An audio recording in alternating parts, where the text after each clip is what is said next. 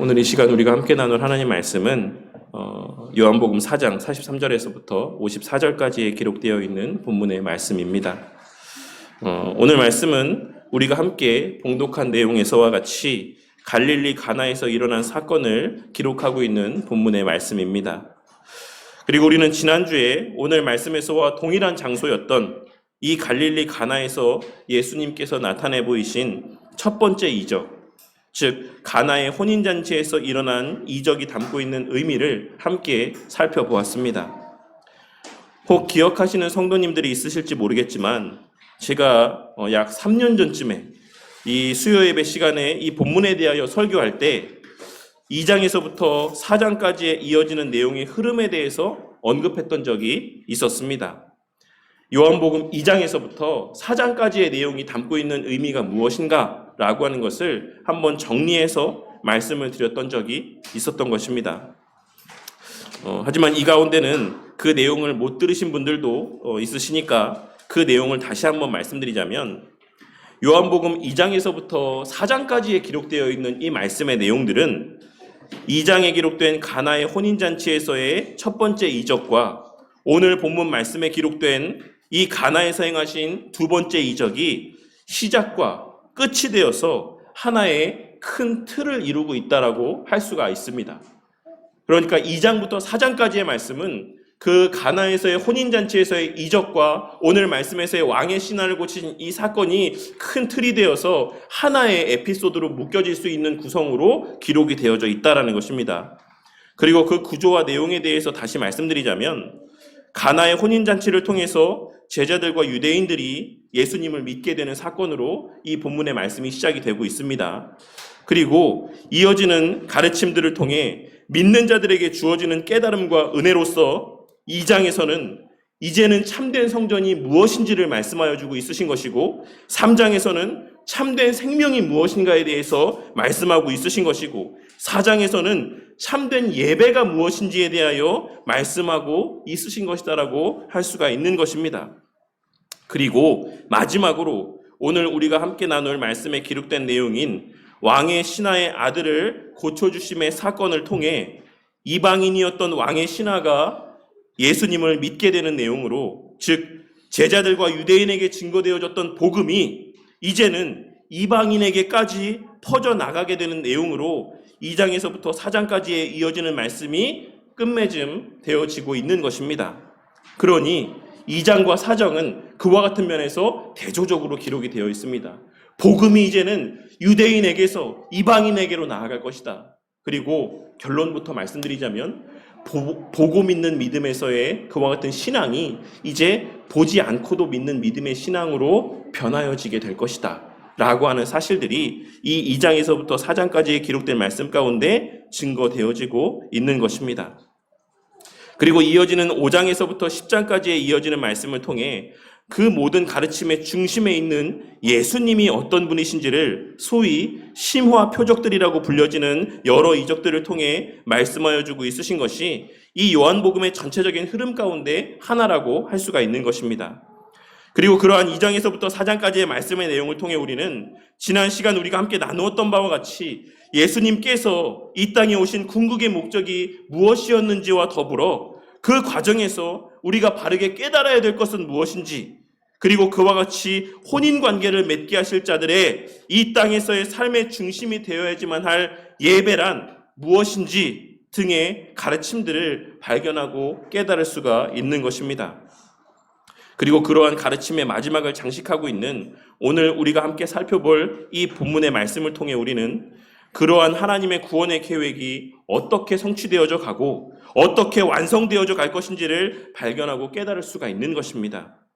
오늘 이 시간, 지난 시간 우리가 함께 나누었던 2장의 말씀에 이어서 이 4장에 기록된 한 왕의 신하를 고치시는 이적의 내용을 통해 예수님께서 말씀하신 그 신부는 누구인지와 그 신부의 참된 모습에 대하여서는 무엇이라 말씀하고 있으신지를 함께 생각해보고 우리에게 이미 베푸신 그 은혜를 다시 한번 되새기며 감사와 기쁨이 충만한 시간이 되기를 바라겠습니다. 우리가 잘 알고 있는 바와 같이 하나님께서는 유대인을 하나의 본으로 삼아 구원의 계획을 우리 가운데 알려주셨고, 유대인들을 통해 하나님의 구원의 역사를 진행해 나아가셨습니다. 하지만 그와 동시에 우리가 함께 기억하고 있어야지만 되는 것은 유대인들을 통해 나타내 보여주신 것들이 장차 그리스도를 통해 성취하실 구원의 과정에 대한 그림자요, 예표에 불과하다라고 하는 사실입니다. 그렇게 예수님께서는 이 땅에 오셔서 공생의 사역을 시작하시면서 먼저 구원의 계획을 성취하심에 있어 가장 앞선 자리에 서 있었던 유대인들에게 복음을 전하시고, 그러한 구원의 과정 가운데 가장 중요한 요소와 개념들이면서 또한 동시에 구약의 유대인들로 말미암아 사람들에게 오해가 될 수도 있는 여러 의미들, 즉 참된 성전의 의미와 참된 생명의 의미와 그리고 참된 예배에 관한 바른 가르침들을 주셨던 것이고, 이제는 그 참된 성전과 생명과 예배의 가치와 유익이라고 하는 것은 어디까지 그리고 어떠한 모습으로 전파되어져 가는 것인지를 오늘 말씀을 통해 나타내 보여주고 있으신 것입니다. 예수님께서는 사마리아 지역에서 이틀을 머무신 이후에 갈릴리 지역으로 다시 자리를 옮기셨습니다. 그 과정 가운데 예수님께서는 44절 말씀에서 선지자가 고향에서는 높임을 받지 못한다라고 말씀하셨습니다. 그런데 말씀을 찬찬히 한번 살펴보시면 예수님께서는 사마리아 땅에서도 환영을 받으셨지만 45절에 기록된 내용에서와 같이 예수님의 고향이라고 할 수 있는 갈릴리 지역에서도 영접을 받으셨다라고 하는 사실을 확인할 수가 있습니다. 그렇다면 예수님은 왜 이런 말씀을 하셨던 것이겠습니까?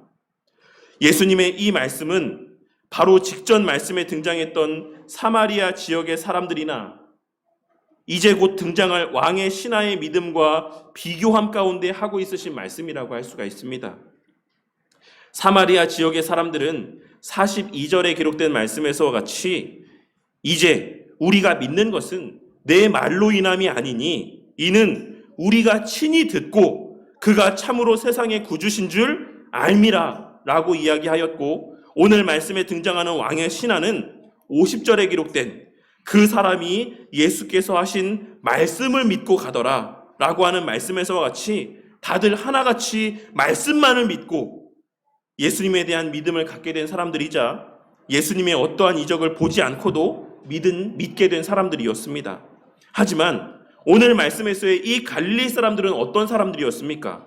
그들은 45절에 기록된 것처럼 이는 자기들도 명절에 갔다가 예수께서 명절 중 예루살렘에서 하신 모든 일들을 보았음이더라 라고 하는 말씀처럼 예수님의 이적을 보고 예수님에 대한 믿음을 갖게 된 사람들이었던 것입니다. 예수님께서는 지금 갈릴리 사람들이 자신을 영접하는 것이 참된 믿음 때문이 아닌 자신들이 본 이적 때문이라는 사실을 알고 계셨고, 그 믿음은 참된 믿음이 아니자 그와 같은 믿음을 통한 높임은 참된 높임이 아니다라고 하는 사실을 말씀하고 있으신 것입니다. 그러니 48절 말씀에서 왕의 신하가 예수께서 자신의 아들의 병을 낫게 해주기를 요청할 때 하신 말씀인 너희는 표적과 기사를 보지 못하면 도무지 믿지 아니하리라 라고 하는 이 책망의 말씀은 그 자리에 함께 머물고 있었던 왕의 신하만을 향한 것이 아닌 그 주변에 있었던 여러 유대인들, 기대에 찬 눈으로 이제 예수님께서 어떤 이적을 나타내 보이실까? 어떤 놀라운 일들을 우리에게 나타내 보여주실까를 기대하며 예수님을 주목하고 있었던 모든 유대인들과 갈릴리 사람들을 향한 책망의 말씀이었던 것입니다.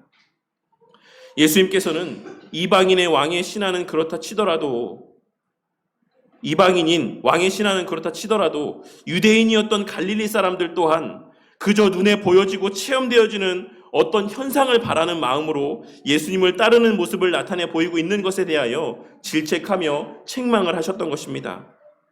비록 왕의 신하가 예수님을 향하여 자신의 아들을 낫게 해달라 요청할 때의 모습은 당시 예수님 주변에 모여 있었던 이들과 크게 다르지 않아 보였지만 이후에 드러나는 모습을 통해 확인할 수 있는 것처럼 왕의 신하의 신앙은 당시 갈릴리 지역의 다른 사람들이나 유대인들이 소유했던 신앙과는 본질적으로 같지 않았습니다.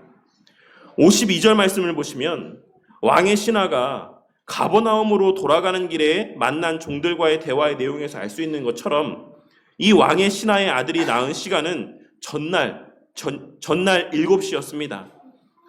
제가 예전에도 요한복음의 시간 표현에 대해서 말씀을 드렸던 적이 있는데, 요한은 요한복음에서 그 시간들을 표현할 때 주로 로마에서의 사용되었던 시간 표현을 사용했습니다. 그러니 그러한 로마의 시간에 따라서 오늘 말씀에서의 시간을 해석할 때, 오늘 본문의 말씀에서의 7시는 아침 7시가 될 수도 있고 저녁 7시가 될 수도 있는 시간이었습니다. 하지만 전후 문맥을 고려해 보았을 때 이 시간은 저녁 7시라고 보는 것이 합당하다라고 할 수 있습니다. 만일 이 왕의 신하가 예수님을 만난 시간이 아침 7시였다라고 한다면 이 이른 시간에 왕의 신하가 예수님을 만나러 왔다라는 것도 조금 무리가 있는 해석이라고 할 수 있을 뿐더러, 설령 그 시간이 아침 7시가 맞았다라고 하더라도, 그렇다고 한다면 예수님께서 그 아들이 낳았다라는 말씀을 듣게 된 그 순간, 예수님께로부터 자신의 아들이 낳았다라고 하는 말을 듣게 된 순간, 이 신하는 그 즉시 20여 킬로 떨어진, 즉 도보로 5시간에서 한 6시간 정도면 갈 수 있는 거리에 자신의 가버나움의 집으로 바로 돌아가지 않고 아들의 상태를 확인하지 않았다라고 하는 것이 사실 말이 되지 않기 때문에 그렇습니다. 그러니 이 왕의 신하가 예수님을 만난 시간은 그러한 여러 가지 내용들을 전체적으로 고려해 봤을 때 저녁 7시였다라고 보는 것이 합당한 견해라고 할 수가 있는 것입니다. 이 왕의 신하는 저녁 무렵에 예수님을 만나서 자신의 아들을 고쳐주시기를 간청하였고, 예수님께로부터 아들이 낳았다라고 하는 말을 듣게 되었을 때 아들이 낳았다라는 사실을 믿으며 밤에 굳이 무리해서 자신의 집으로 돌아가지 않고 갈릴리에서 하루를 머무르며 날이 새기를 기다렸고, 날이 밝자 안전하게 자신의 집으로 돌아갔던 것입니다. 만일 이 사람이 무리해서라도 자신의 집으로 돌아가려고 마음을 먹었다라고 한다면 아마도 저녁 8시나 9시 사이쯤에는 갈릴리에서 출발을 할 수 있었을 것이다라고 생각합니다. 물론 오늘날과 같이 치안이 좋지 않고 도로의 사정도 열악했을 뿐만 아니라 길에 조명시설도 갖추어져 있지 않았을 그 옛날에 밤에 길을 떠나는 것은 매우 위험하고 이례적인 일이긴 했지만, 아들의 상태를 염려하는 마음에서라고 한다면 무리를 해서라도 길을 떠날 수는 있었을 것이다라는 것입니다. 하지만 이 사람은 예수님의 말씀을 믿었고, 그렇게 무리해서 밤에 길을 떠나지 않고 그곳에서 밤을 보내고 안전하게 다음 날의 길을 떠났던 것입니다. 그리고 그 집으로 향하던 발걸음 가운데 집안의 종들을 만나게 되었고, 그들로부터 아들이 낳았다라고 하는 소식을 듣게 됩니다. 왕의 신하는 자신의 아들이 낳은 때가 예수님의 말씀하신 때인 줄을 알게 되었고, 결국 그로 인해 그뿐만이 아닌 그의 집 안에 모든 사람들이 다 예수님을 믿게 되었다라고 오늘 본문 말씀은 증거하고 있는 것입니다. 그리고 이것이 오늘 본문 말씀이 증거하는 전체의 내용이라고 할 수가 있는 것입니다. 오늘 말씀에는 예수님께서 이루실 구원의 사역에 있어 우리가 깨달아야지만 될 중요한 사실들이 다뤄지고 있습니다. 첫째로는 예수님께서 이루실 구원의 역사가 지향하는 바는 보고 믿는 믿음이 아닌 보지 않고도 믿는 믿음이라는 것입니다. 예전에도 말씀드린 적이 있는데, 저는 처음에 신앙생활을 할 때 가끔 이런 생각을 한 적이 있었습니다. 내가 예수님의 그 공생의 사역의 기간 가운데 태어나고 살았으면 얼마나 좋았을까.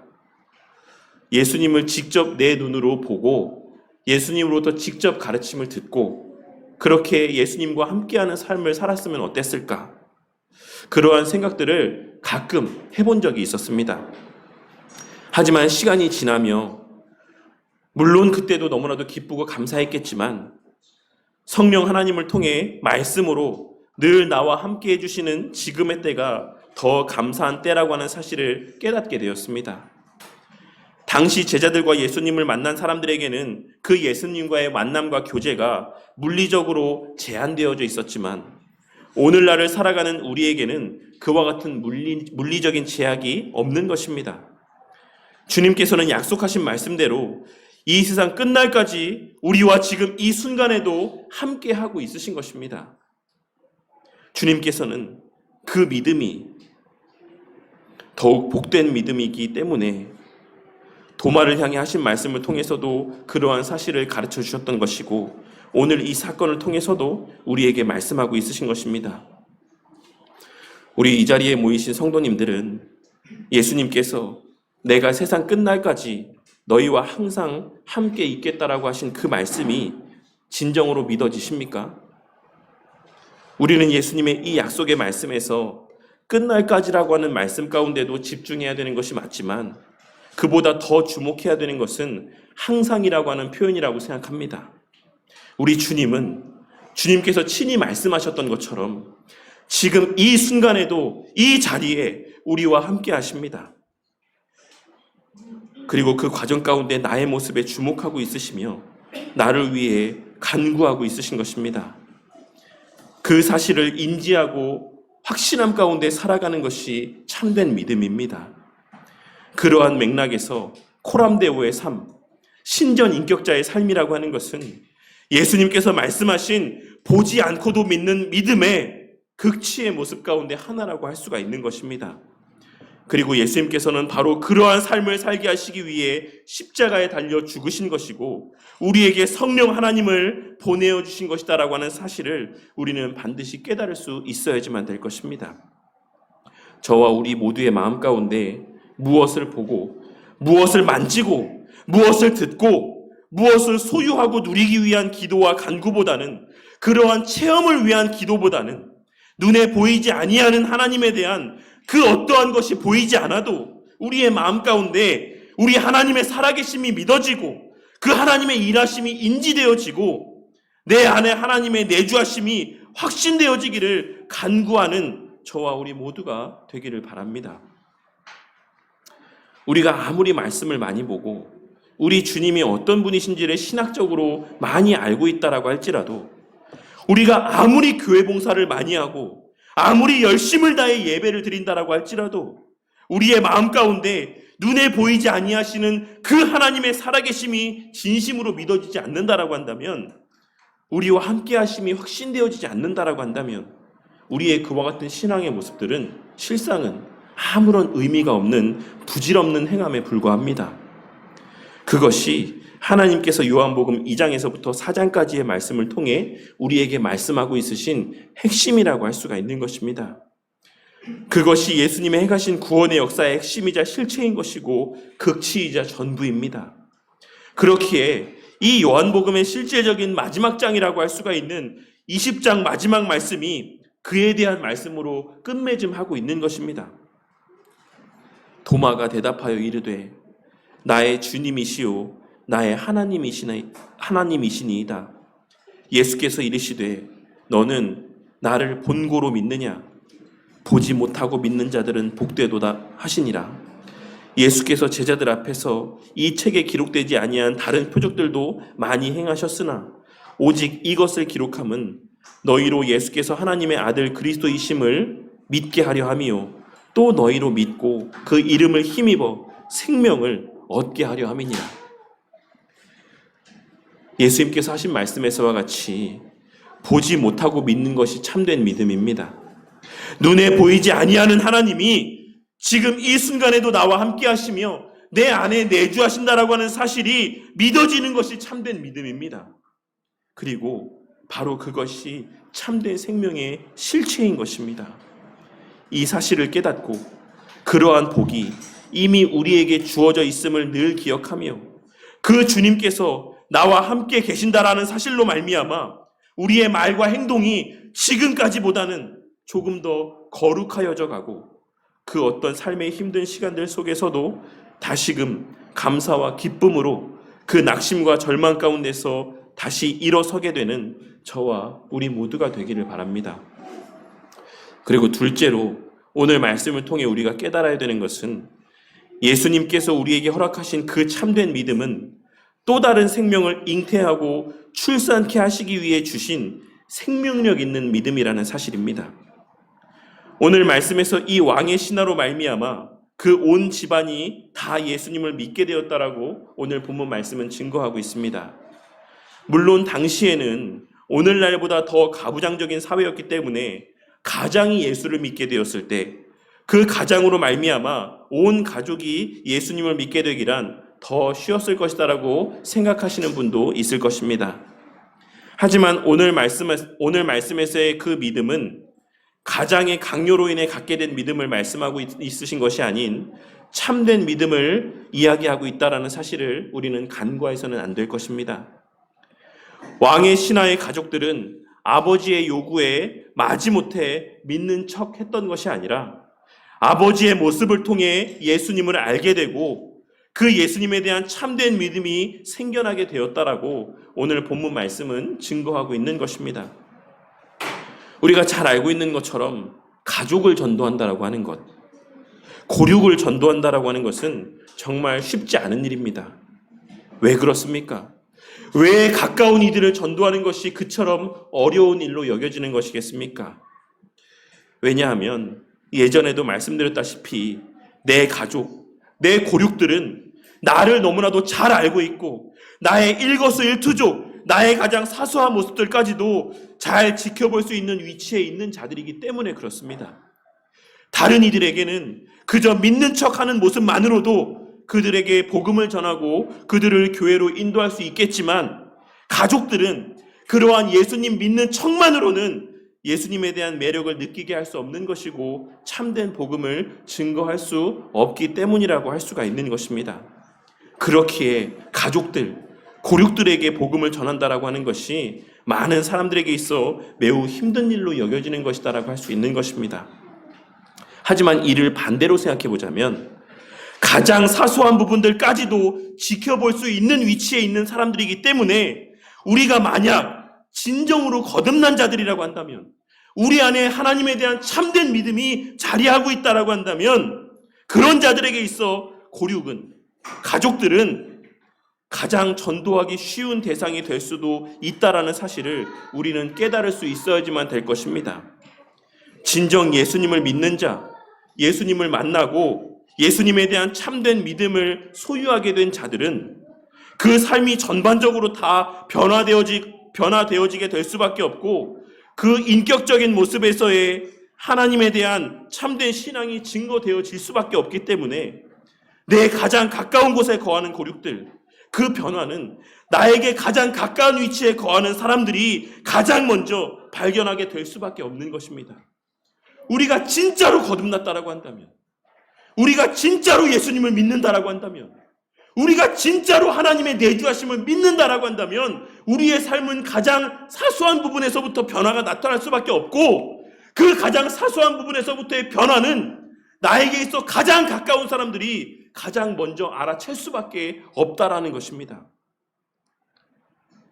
그리고 그로 말미암아 우리의 삶이 하나님 앞에서의 진정 신전 인격자의 삶이 된다라고 한다면 그에게 있어 가족은, 그에게 있어 가장 가까운 이들은 가장 쉽게 전도할 수 있는 사람이기도 함을 우리는 반드시 깨닫고 명심해야지만 된다라는 것입니다. 복음은 그렇게 전파되어져 가는 것입니다.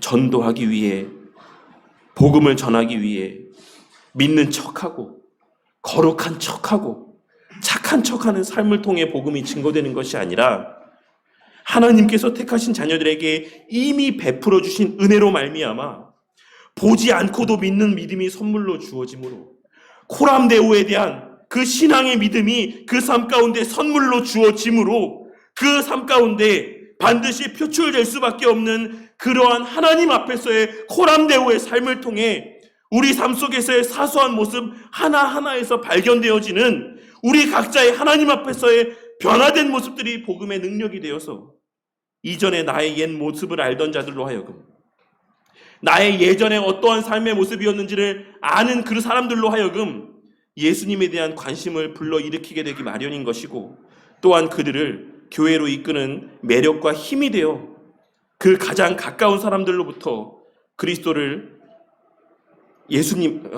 그 사랑하는 사람들을 예수님께로 인도하게 되는 결과로 이어지게 되는 것입니다. 저 사람이 옛날의 삶의 모습을 내가 아는데, 저 사람이 과거에 어떠했는지를 내가 아는데 저 사람이 어떻게 저렇게 변하게 되었는가? 저 사람의 말과 행동이 어떻게 저렇게 변화되어지게 되었는가? 우리의 삶을 통해 증거되어지는 그러한 모습들이 바로 복음의 능력이고, 그러한 능력을 통해 복음은 증거되어진다라는 사실을 우리는 오늘 말씀을 통해 발견하고 깨달을 수 있어야지만 된다라는 것입니다. 그리고 그것이 바로 복음의 생명력이자 겨자씨 비유를 통해 주님께서 말씀하셨던 복음의 폭발력이라고 할 수가 있는 것입니다. 전도는 거창한 것이 아닙니다. 고구마 전도법이니 진돗개 전도법이니 이런 식의 방법론적인 것을 통해 잘할 수 있게 되는 것도 아닙니다. 물론 우리는 어느 정도는 방법론적인 측면에 있어서도 어떻게 전도해야 되는지를 알아야 될 필요성이 있는 것도 사실이지만, 그러한 세상적인 방법을 통한 전도는 그냥 사람들을 불러 모으고 끌어 모으는 것에 불과한 일이 될 수도 있다는 사실을 우리는 명심해야지만 되는 것입니다.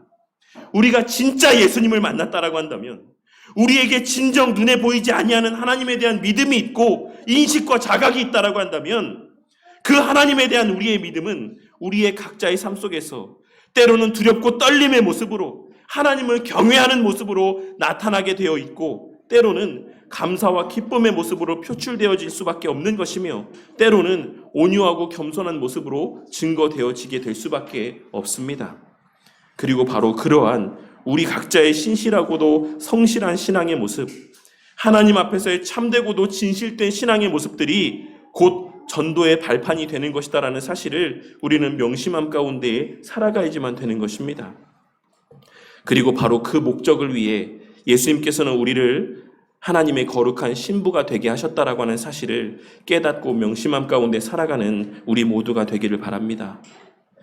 생육하고 번성함이라고 하는 것은 부부 사이의 관계를 통해 우리에게 나타내 보여주신 하나님께서 우리에게 주신 거룩한 명령이라고 하는 사실을 명심하고 살아가는 저와 우리 모두가 되기를 바란다는 것입니다. 남자와 여자가 만나서 결혼을 하고 가정을 꾸려서 자녀를 출산하는 것은 너무나도 당연한 일입니다. 그것은 하나님께서 우리에게 베푸신 은혜이자 당신의 자녀에게 부여된 거룩한 의무입니다. 마찬가지로 하나님의 거룩한 신부가 되어서 하나님과의 혼인잔치에 참여하고 부부의 관계가 된 우리가 또 다른 하나님의 자녀를 잉태하고 출산하는 것은 너무나도 당연하고 자연스러운 일인 것이며, 우리의 마땅한 도리이자 의무인 것을 깨닫고 명심함 가운데 살아가는 저와 우리 모두가 되어야만 할 것입니다. 그런 측면에서 그리스도인에게 있어서의 전도는 해도 되고 하지 않아도 되는 것이 아니라 반드시 하게 될 수밖에 없으며, 또한 반드시 해야지만 되는 궁극의 사명이라는 사실을 우리는 늘 깨닫고 명심함 가운데 살아가야지만 된다는 것입니다. 지난 시간과 오늘 이 시간 두 주에 걸쳐 나눈 이 말씀을 통해 예수님께서 이 땅에 인간의 몸을 입고 오셔서 행하신 일들의 의미가 또 다른 의미로 우리에게 깨달아지는 은혜가 있기를 바라겠습니다. 예수님께서는 우리를 하나님의 거룩한 신부가 되게 하시기 위해 이 땅에 오셨고, 또한 십자가 대속의 사역을 통해 우리가 예수님의 거룩한 신부가 되게 하셨습니다. 그리고 그 신부로서 바르게 알아야 될 것들을 가르치셨고, 신부로서의 마땅히 행해야 되는 일들이 무엇인지도 가르쳐 주셨고, 그것을 행할 수 있는 능력 또한 우리 가운데 허락해 주셨습니다. 그렇기에 우리는 비록 지금 당장 우리의 눈에 우리의 신랑 되신 하나님이 보이지 않는다 할지라도 우리가 이미 그분의 신부가 되었으며 이미 우리와 함께하고 계시다라는 사실을 확신함 가운데 살게 된 것입니다. 그리고 동시에 그분의 신부로서 또 다른 하나님의 자녀를 잉태하고 출산할 수 있는 은혜와 능력을 허락받게 되었다라는 사실 또한 우리는 깨닫고 명심해야지만 될 것입니다. 이것이 우리의 이 땅에서의 삶의 전부입니다. 눈에 보이지 아니하는 하나님을 믿는 믿음으로 그분이 행하시는 일들을 믿음의 눈으로 바라보며 나와 함께 하시는 하나님에 대한 바른 깨달음과 확신 가운데 코람데오의 삶을 살아가며 또 다른 하나님의 백성들을 잉태하고 출산하는 것, 그것이 하나님께서 우리에게 이 땅에서 허락하신 삶의 전부라고 할 수가 있는 것입니다. 이 사실을 깨닫고 주님께서 이미 허락하신 눈에 보이지 아니하는 것들이 믿어지는 그 믿음으로 말미암아 사람들이 보든 보지 않든, 누군가가 나의 삶을 주목하든 주목하지 않든 언제나 하나님 앞에서의 신전인격자의 삶을 살아가는 가운데 그러한 우리의 삶이 능력이 되어 우리의 입술에서 증거되어지는 복음이 능력 있게 또 다른 사람들의 귀에 들려지게 되고 그 복음의 메시지가 열매를 맺어 우리를 통해 많은 사람들이 주를 믿게 되고 주님의 품으로 돌아오게 되는 역사가 일어나게 되기를 주님의 이름으로 간절히 축원합니다.